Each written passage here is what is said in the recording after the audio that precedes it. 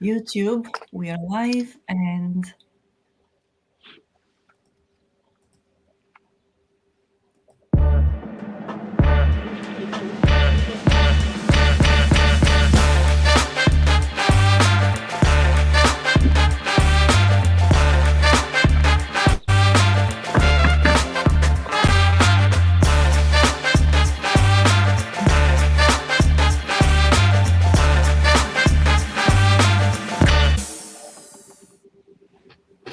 thank you for the great dance, Timothy.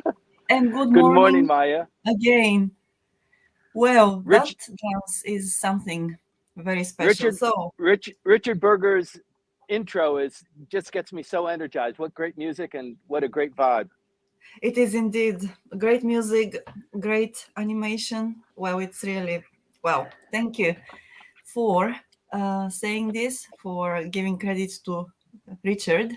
So you are where today? So today I'm in Misaki. It is at the tip of the Miura Peninsula. This is actually the fiefdom of Anjin Miura of you remember the novel Shogun, right? Right. Anjin Yes, I Miura. do. Yes. So this was the fiefdom that he was given. He's an actual historical figure. He became the representative for the Far East Trading Company, the largest and most profitable company in the world at the time. And so I sailed here yesterday. I will be here for this show. I won't start sailing until after we leave. And then I'll go back to home port of Katsuyama. It's about a 3-hour sail from here. Oh, that's quite a good period of time, right? So And the weather is just fantastic. The wind is in a very cooperative form today, so it'll be good. And that's I'm wonderful. Mhm. very grateful to have this opportunity to present a briefing, even though we're pursuing other things over the weekend. And I appreciate the audience too, because they have other things to do at 8:20 in the morning as well. Yes, indeed. So, good morning to everybody who is listening and watching us at the moment. And thank you for being with us here. Again, we have Timothy Langley, who is reporting from Misaki today, not from Katsuyama as usual. So, the scenery is different, it is still beautiful. Please stay with us. And Timothy, let's start. Thank you very much, Maya. So our audience continues to grow. I am very much appreciative of that. Please tell your friends about this who want to get a weekly update on what's going on Japanese politics. We try and focus exclusively on that. There are other things that hit the radar because they impact Japanese politics as well, such as the economy, what's going on with the yen, other geopolitical things that impact Japan, either now or they suggest something into the future. So those are the things we talk about. We're very responsive to your issues and your concerns, especially your compliments. So please, feed those to us here in the chat, or just link in with on LinkedIn. Our audience is available to you on YouTube, on Clubhouse. Where else, Maya? On Japan Expert Insights. On Japan Expert Insights too. Yes, thank you for the plug again. That's very kind of you. Yes, we'll be there. You're Okay, so comfortable today, there? yes, I am. I have to sit down here because I forgot my gooseneck to grab the iPhone, but I hope this is okay. Yes, you look great. So thank you Thank you. very much. Let's continue. Okay, so today I'm going to talk about Prime Minister Kishida, how he's doing. I'm going to talk about tourism. There's been movement there. China in the Pacific. This slow walk that we're experiencing back to a nuclear production of energy for the energy mix of Japan. It's somewhat inevitable. And then I'd like to wrap up with just we haven't heard much about it, but it's very important, and that is the role of scandal in Japanese politics. We are a month and a half away from the elections in July 10th. That means the election campaigns will start in about a month. So things are beginning to really bubble up. And it is at this particularly pregnant point in time when any kind of negative thing coming up, mud being thrown around, suspicions about bribery or that sort of thing come up. And it's like with a lot of things, sometimes the timing is so right that even if it's false or maybe true, it doesn't make any difference because it has the impact on election day. So I'd like to talk about that. But first, let's get into Prime Minister Kishida. It doesn't even seem like it's been a week since the Quad visit of President Joe Biden here. It was a very big deal. He and the Beast were here, two of them actually, and just the great entourage that always travels with the president. It seems so much farther away than just a week ago, but it was this time last week. He was in Korea at this point in time, the president was, and he flew in on Monday. Great fanfare, flew into Yokota base, and then from there helicoptered into Hardy Barracks right in downtown over by Roppongi Hills. I wasn't there, but I've heard from many people who were there taking pictures how exciting and how much drama and class there was. It's just what a great thing. And the prime minister gets a boost out of that. I mean, having the president visit here, he was here for 2 days, state visit, not an extended time, but even the prime minister of India, Prime Minister Modi, was here for only 2 days. And as soon as the Quad was finished, he was out of here. Same with the president. So it was interesting timing. Yokota had their Friendship Day. If you want a slice and a kind of feeling of America, you go visit Yokota on their open door day. And the president came in on the Sunday. So it's kind of, jamming things, but also with regard to the Prime Minister of Canada, Scott Morrison lost his election on Saturday. The results were tallied and he was sworn in on Monday. That's the new Prime Minister, Abilise, who just got sworn in as Prime Minister, got on the plane and came to join the Quad and was here on Tuesday. So just in the nick of time. So there was Australia, the United States, Japan, and India participating. They achieved a certain amount of cohesion, nothing really striking. And as far as the United States is concerned, this was an initiative launched by the Prime Minister without any intention currently or an obligation for him to report to Congress about what this is going to mean, what the impact is, what the budget is, because it's just the initiation of, well, actually, it's the second meeting of the Quad. But although it has some appeals, lofty appeals to work collaboratively, it didn't really mention China by name in terms of coming together as a deterrent force for against China. It mentioned Russia only obliquely, but with the Ukraine situation, it became pretty much a pall over the discussions that the four leaders had. But I think they made good progress. It's the second time, as I said, for them to meet, and it sets a foundation for moving forward.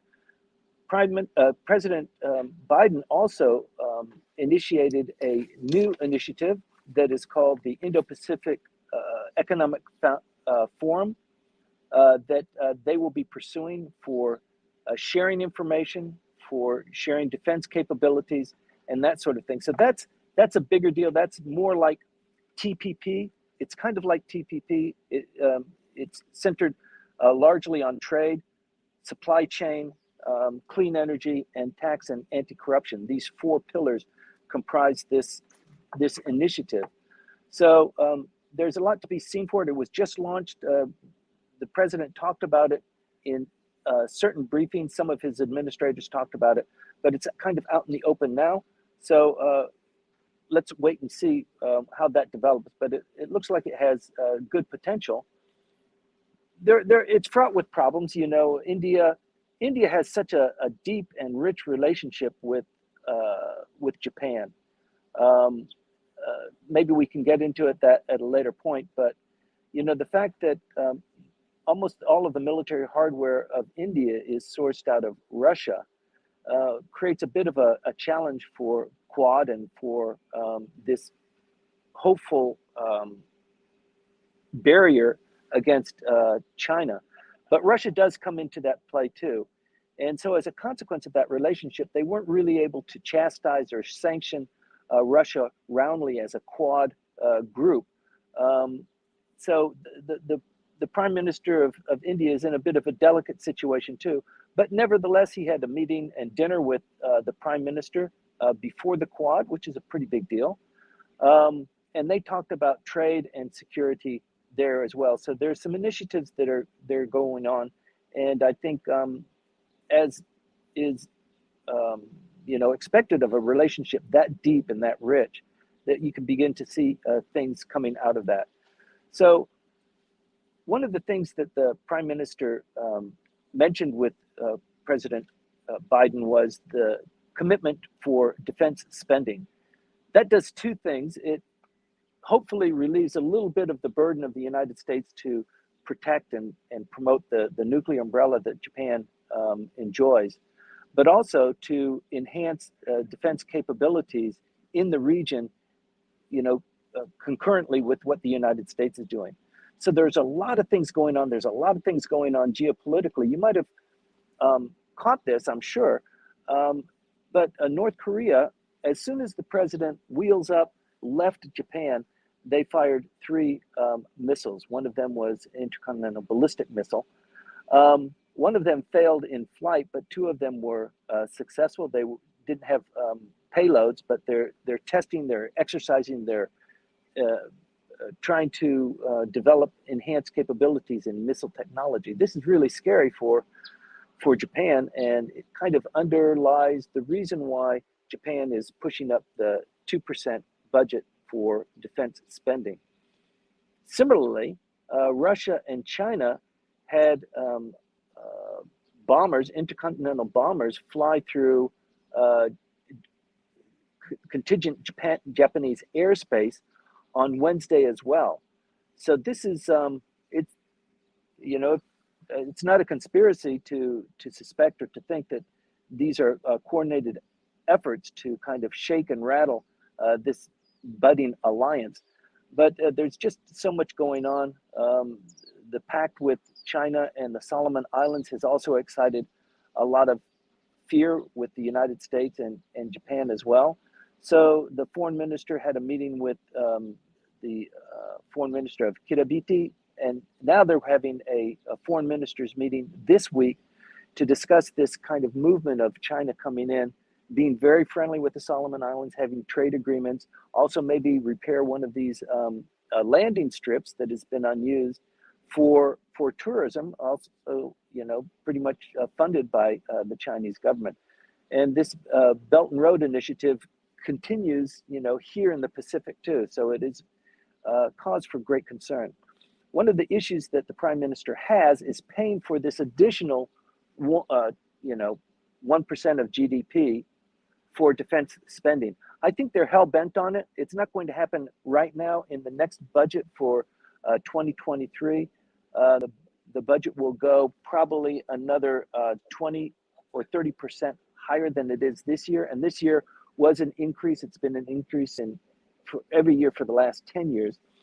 But 1% of the GDP of the country is equivalent to the amount of tax received by the Japanese government for the sale of tobacco products here. That generates about 1% of GDP. So that money, that tax money from tobacco, is not funneled into the defense spending. It's funneled into the national coffers. But just in terms of calibration to help you get your head around it, that amount of money needs to be replicated if they're going to go to 2%. In 2%, they also match the requirements of NATO countries. People have asked, and we've discussed this very briefly on this program, about Japan joining NATO. Japan will not join NATO, although it is being considered that the Prime Minister will join NATO in Spain in June. He's announced that intention. I don't know if it works because it's on June 29th and June 30th, and that's right in the middle of the election campaign. it might be a little bit of a difficult thing to do, but it's pretty important. And Japan is really, really asserting itself on the international scene. Initially, up until just recently, it was somewhat as a peacemaker with the peace constitution, and also in drafting and participating in writing up rules and conventions. It's very it contributes highly to that. And also, formerly, when Japan contributed to international efforts, it was, they were actually criticized for this checkbook diplomacy because they didn't really do anything, but they sent money. I think we're seeing a shift there, and this is a shift. It's a kind of a tectonic shift. It's not going to stop. It's not going to divert significantly. It's going to be going in this direction. And one of the underpinnings of this tectonic change is a revision of the Japanese constitution. One of the discussions that the Prime Minister had with Prime Minister Modi of India was defense spending, defense capabilities, defense sharing.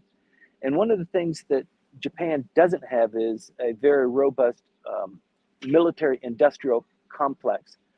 And in the United States, that produced such great things as the space program, the airplane technology. It's just filtered out through all of American society, and it's helped the economy be one of the most successful ones in the world.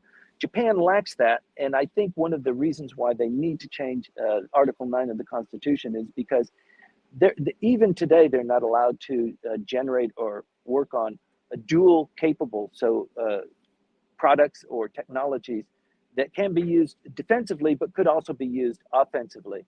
It's restricted from doing that. So I think taking that down, the Japanese would be, in manufacturing capability, they're probably the best in the world. That's where the Japanese productivity is highest. So I think you're going to be seeing that. Japan needs to jigger the economy here, because with the inflation going on, and that is somewhat robust, although the Bank of Japan president is keeping his stance on a rather loose monetary policy, in contradiction to what everybody else is doing in the G7, the finance ministers there. So I think after the July 10th elections, you're going to see a lot of changes, a lot of step changes. Things have just been holding up and are in a bit of a pent-up, suspended animation, but the changes that need to occur are still there. I think they will be addressed after the election. Everything is supposed to be quiet now. When they do a poll, 47% of the Japanese people who are polled say they're going to vote for Jiminto. That's even before the campaigning has started. The next favorite party is Ishin at 11%. So Ishin continues to make their incremental movements going further up the chain. They are slated to be the largest opposition party.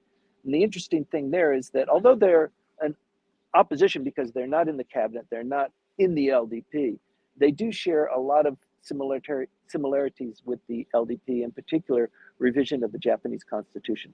So there's a lot to be seen there, and we'll continue to keep our eye on that. The supplemental budget, you might have heard, this is 2.7 trillion yen, was passed by the lower house on Thursday. So this last week, my God, how busy was it? There was a lot of things going on. They passed the supplemental budget, 2.7 trillion. It will go to the upper house. It is in the upper house right now. It is expected to be passed on Tuesday. Of this money, half of that is to replenish the funds that were already used in emergency reaction to COVID and the economy kind of slinking down. So half of that 2.7 is earmarked to replenish the funds that were already used. And the rest of it is used for such things as encouraging oil wholesalers to reduce their prices. So it's going to be a subsidy for oil wholesalers, so that they can pass that savings on down the track, so that then when people fill up their gasoline tanks or heat their houses with oil or gas, they also enjoy that subsidy. So there's a trigger price in that they're monitoring now to keep the prices artificially low. If they were paying full market prices, the inflation rate would be far higher. So they're spending a lot of time on that. They established the Indo-Pacific Economic Forum before the president left, before everybody left Tokyo on Wednesday, excuse me.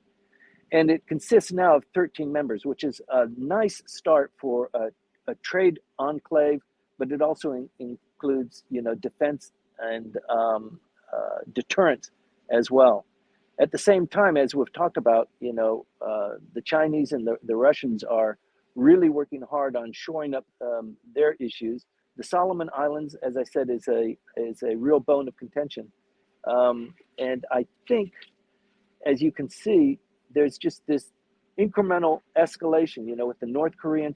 It was nice they waited for the president to leave. I think they received a very sternly worded warning that if you try and disrupt while the president is in South Korea, or if you do anything disruptive while the president is in Japan, there will be repercussions. So they waited for wheels to come up, but it does show that there's this incremental escalation that's going on geopolitically, and a lot of it centers on what's going on here in Japan.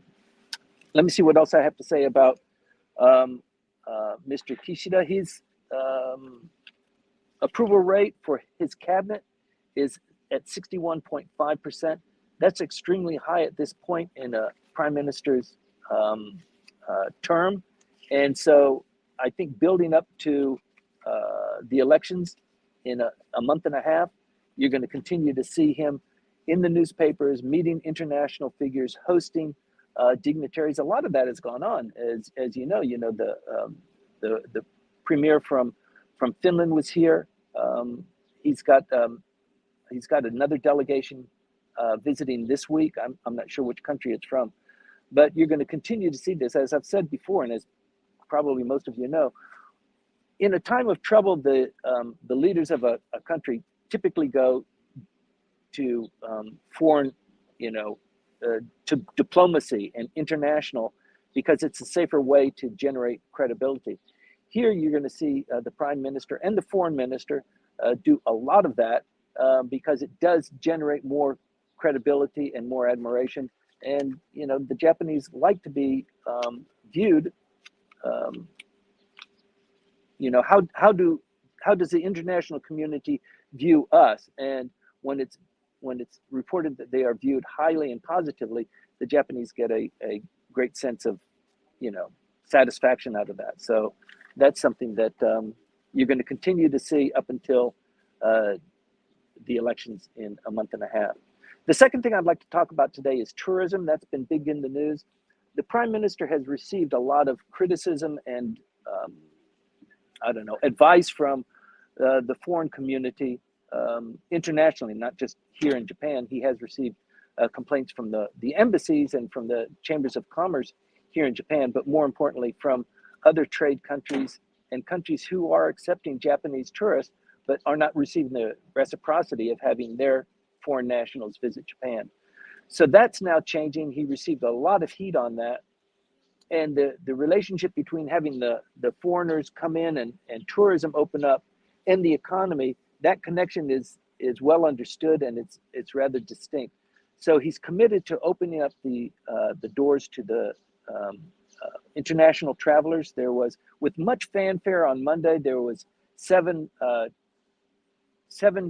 tourists. I mean, they were tour group operators, 6 of them from Hawaii, 1 of them from California, who visited Japan on their own tour. It was a tour organized by another tour group, and that is the recipe for moving forward in June. June now, the number of entrants into Japan on business and tourism as well will be 20,000. And there's a little bit more specificity announced now. That will be, all of these people need to come in in a tour group, and they need to abide by the rules set up by the tour group. They need to wear their mask when they're riding public transportation. So they'll be monitored and managed well. 98 countries will be initially partaking in that. These are countries that have a certain COVID-free signature, inoculations, booster shots, that sort of thing. And so that's a lot of countries that will be able to come in. Japan Airlines and ANA have received specific instructions, and also the foreign carriers. So they've decided to split up equally among all of the foreign carriers and Japan Airlines and ANA how many people they get. And it looks like right now they'll be limited to, each carrier will be limited to 160 tourists per day, except on the weekends, and that falls down to 150. It doesn't sound like very much, but I think it's just a step in the right direction. Once the elections are behind us, I think you're going to see even those shackles fall off. And it'll be a step-by-step approach, as the Prime Minister said. And, they'll do it the right way, and I think it's just a matter of time. So we will suffer through June. You'll see a lot more activity. There'll be a lot more news reports on tourists coming in, what they're buying, how they're reviewing Japan after 2 years of complete close down. So it looks like it's going to be pretty active.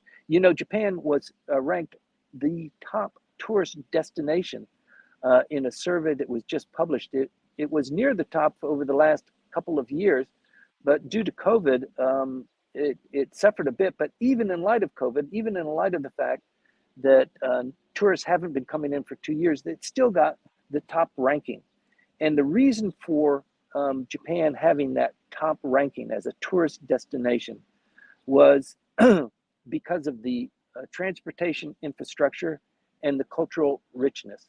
So I think what they're talking about in cultural, the transportation infrastructure is, the train systems here, how well they run, how effective they are in getting out into the regions, the use of language of English as a supplement to the Japanese language, and also the culture richness.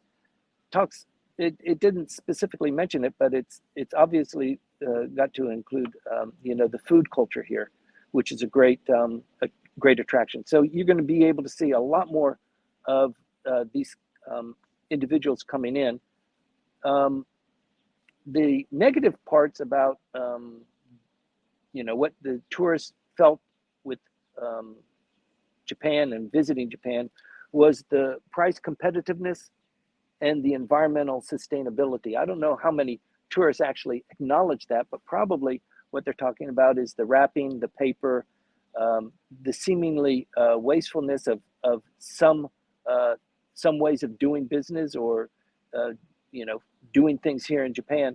But still, they rank number one. In order of hierarchy, it was Japan, the United States, Spain, France, Germany, Switzerland, the UK, Singapore, and Italy. So I think that's a pretty interesting thermometer read on, tourism in Japan, and we're going to see more of that. And Maya, I think you probably have some things to add on that when we get into our Q&A. I'd like to talk about China in the Pacific. They have been making fabulous inroads in establishing relationships with some of the island countries. As I said, they formed a pact with the Solomon Islands. The details of that are not quite fully public yet, but there's great fear among the United States and Japan, South Korea, and Australia, importantly, on this kind of gradual encroachment. And I think one of the things that the bureaucrats in China have realized is one of the weak links in capitalism is that people in a capitalist country will do things for money, for the profit motive. And China is flush with cash, but they're not, I think, as motivated philosophically along those lines as they are for the role and the dominance and the priority that communism should have in world governance. And I think that is their driving force. So it's easy to compel countries with cash to do things that might not be particularly in their best interest currently. So I think this struggle is going on, and with countries like the Solomon Islands forming pacts that allow Chinese tourists to come in, which is, I shouldn't see there's a problem with that, but also developing defense capabilities and also staging capabilities, maybe even some storage capabilities. It is really worrying, and this has been going on for at least 20 years. So it's becoming a little bit more apparent what that role is. You're going to be seeing a lot more discussion of this. As I said, there's a ministerial meeting of foreign ministers in, I believe, Fiji this next week, with the foreign minister Hayashi attending. So we'll report on that in our next meeting. Next on the agenda today is this slow walk to nuclear. The Japanese are in a bit of a bind on their nuclear energy. Their energy mix overall, with the impetus from the G7, the United States, some of the commitments that the Prime Minister made with the President of the United States to reduce their reliance on Russian oil and gas. Over the last 2 or 3 weeks, we've talked about this, and there's a great reluctance of the Japanese to do that because it puts them in the same situation as Germany. They've got a little bit of a stranglehold there. Fully 18% of, let me see, it's not 18%, it's about, what was it? I'm sorry. 1.5% of the oil that Japan needs to run the economy comes from the Sakhalin production, which is known as Sakhalin 1. And about 8% of their LNG gas comes from that facility. And they've bought into that. They are a shareholder in that. But the other shareholders in the United States, Exxon, British Petroleum, they've all walked out. They've relinquished that as a consequence of the Russian invasion. Japan is still hanging on to it. And the reason why they're hanging on to it is because they feel like they have an obligation to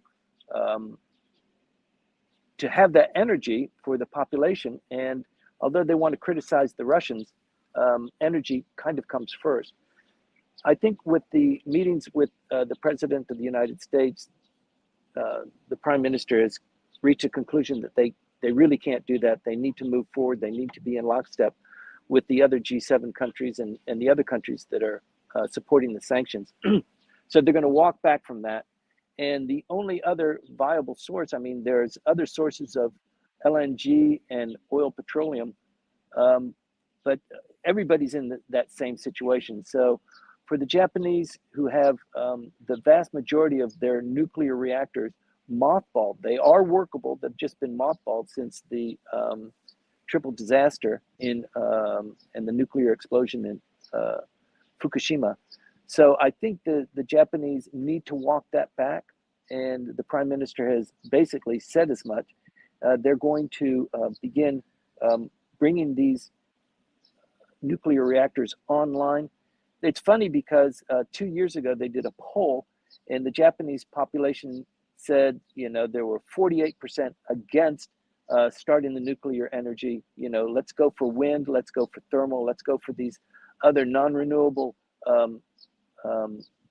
Let's back off from coal and the non-renewables and focus more on the natural occurring energy sources. But I think nowadays that number has been flipped, and 48% support restarting the nuclear reactors. So you're going to see that coming up more and more, especially as we move into the summer, and there's the great potential for brownouts, and that's a suggestion of what's going to happen over the winter. So you're going to see a quick movement there.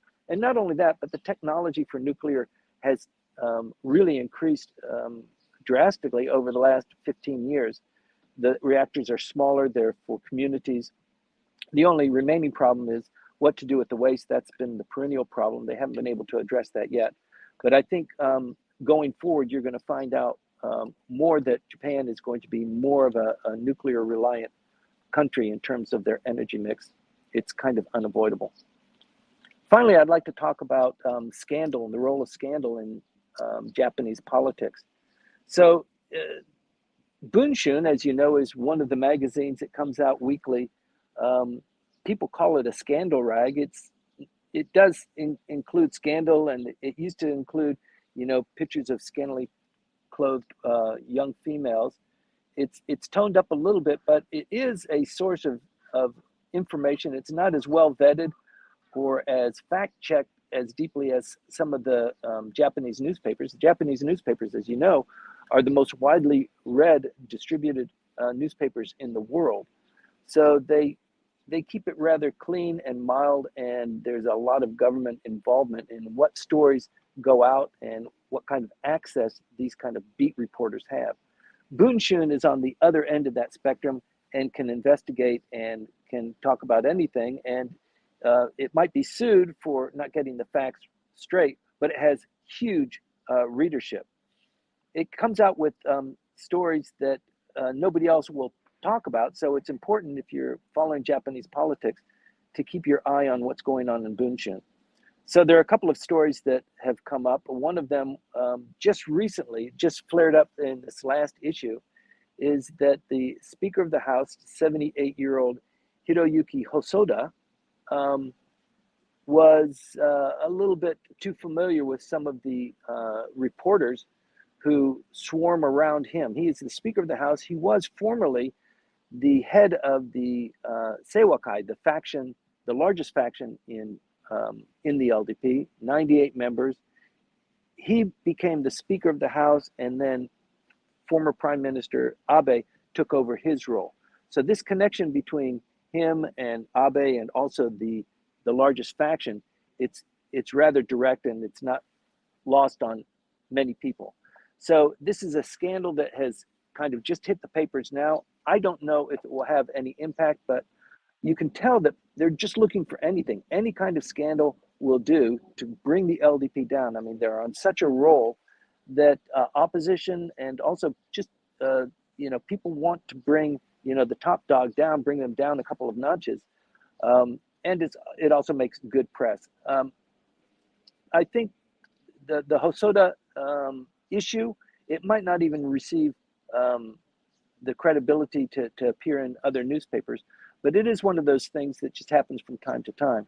Similarly, this last week, there was a court ruling on the former Minister of Agriculture who accepted a bribe from an egg manufacturer in Akita Foods, actually.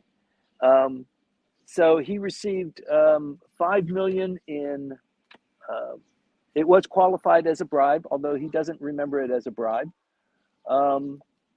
And in the court hearings, he denied that this was a bribe. He actually admitted that it went into a secret fund, but it was just for political activities, but it doesn't qualify for political activity funds unless you report it, which he didn't.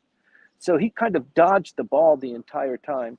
And unfortunately, the court, although finding him guilty of that, gave him a prison sentence of 2.5 years, suspended for 4 years.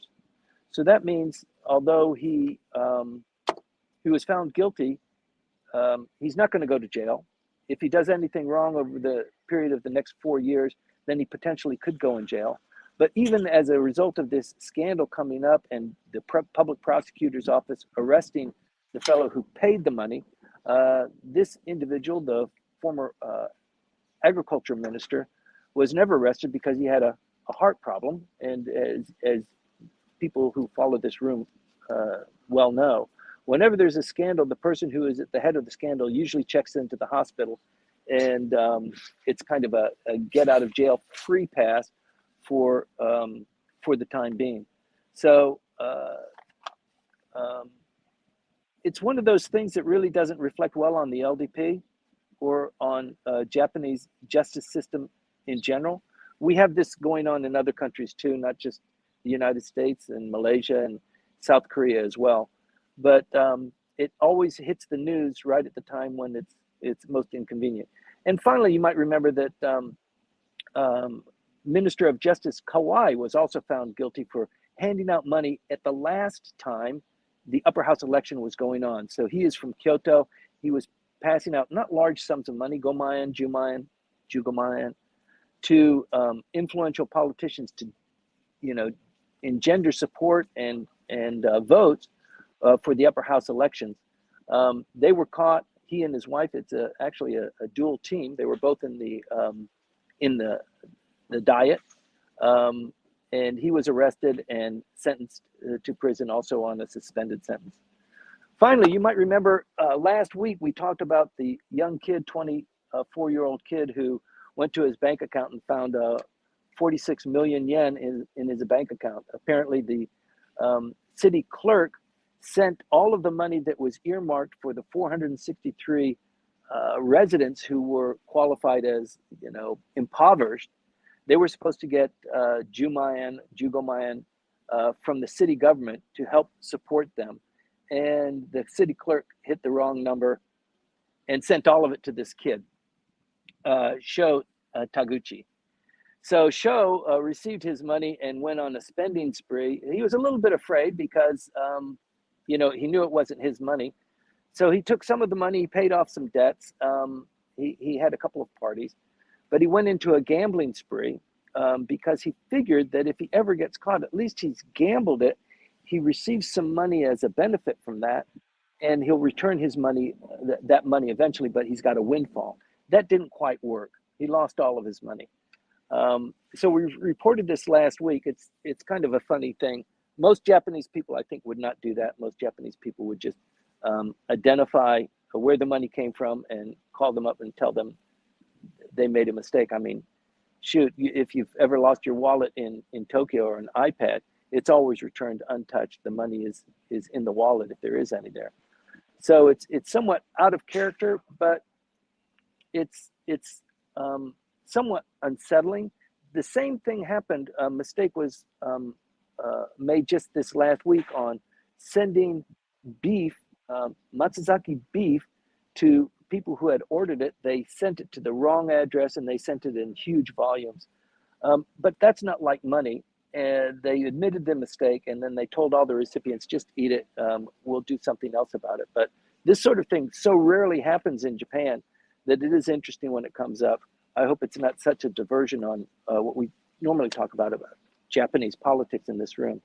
So that wraps it up. I'm sure there are other issues that I haven't talked about. There are issues that you might have that you want to explore a little bit more. Let's do that in the oral briefing as we shift over into Clubhouse. Thank you very much for joining this part of the briefing. Maya?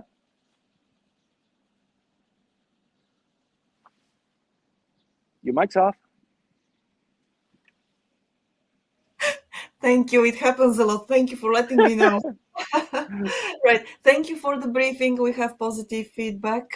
So let's move to Clubhouse and continue with the questions and observations there. Great. If you have anything else, let's talk about it over there. So that's it for today on the live streaming StreamYard, and we'll continue on Clubhouse. Thank you for the beautiful view. Yes, I'll see you on the Clubhouse. See you there. Oh, that's very nice. Yes. Okay. So see you there. Bye. Be careful.